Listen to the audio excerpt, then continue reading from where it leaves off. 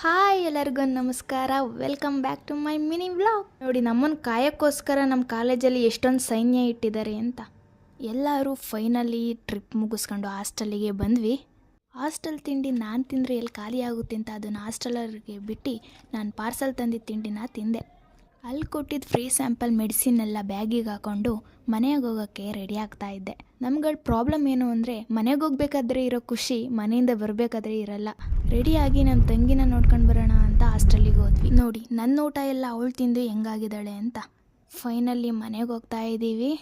ನಮ್ಮಮ್ಮ ಒಂಥರ lady bond, ಇಂಥ ಕೆಲಸ ಗೊತ್ತಿಲ್ಲ ಅನ್ನಂಗೆ ಇಲ್ಲ. ಡವ್ ರಾಜ ನಮ್ಮಪ್ಪ ನಾವೇ ಬಂದಿದ್ದೀವಿ ಅಂತ ಗೊತ್ತಿದ್ರು ಓ ಯಾರು ಅಂತ ಹೇಳ್ಕೊಂಡು ಡೋರ್ ಓಪನ್ ಮಾಡ್ತು. ನಮ್ಮಪ್ಪ ಬಂದಿದ್ದ ತಕ್ಷಣವೇ ಇನ್ವೆಸ್ಟಿಗೇಷನ್ ಮಾಡೋಕ್ಕೆ ಸ್ಟಾರ್ಟ್ ಮಾಡ್ತು. ಏನು ಏನೇನು ಹೇಳು. ನನ್ನ ಲೈಫಲ್ಲಿ ನಾ ಅಚೀವ್ ಮಾಡಿದರೆ ಫಸ್ಟ್ ಖುಷಿ ಪಡೋದೇ ನಮ್ಮಪ್ಪ. ಆ ಫೋಟೋಸ್ ತಕ್ಕಂಡು ಏನು ಮಾಡುತ್ತೆ ಅಂದರೆ, ಬಂದವ್ರಿಗೆಲ್ಲ ತೋರ್ಸೋಕ್ಕೆ, ನೋಡಿ ನನ್ನ ಮಗಳು ಅಲ್ಲಿಂದ ಮೆಡಿಸಿನ್ ತಂದಿದ್ದಾಳೆ ಅಂತ. ಅದನ್ನೆಲ್ಲ ಹಚ್ಕೊಂಡು ಟ್ರಯಲ್ ಬೇರೆ ಮಾಡ್ತಿತ್ತು. ನಮ್ಮ ಮನೆ ನಾಯಿ ಮತ್ತು ಬೆಕ್ಕಿಗೆ ಚಿಕನ್ ಸ್ಮೆಲ್ ಬಂದರೆ ಸಾಕು ಓಡ್ ಬಂದ್ಬಿಡ್ತವೆ.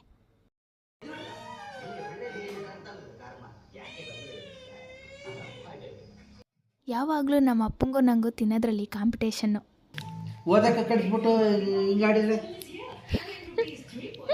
ನಮ್ಮಪ್ಪ ಮಾಡಿರೋ ಮೀನಿನ ಸಾಂಬಾರಲ್ಲಿ ಊಟ ಮಾಡಿ ಪಾಚಿ.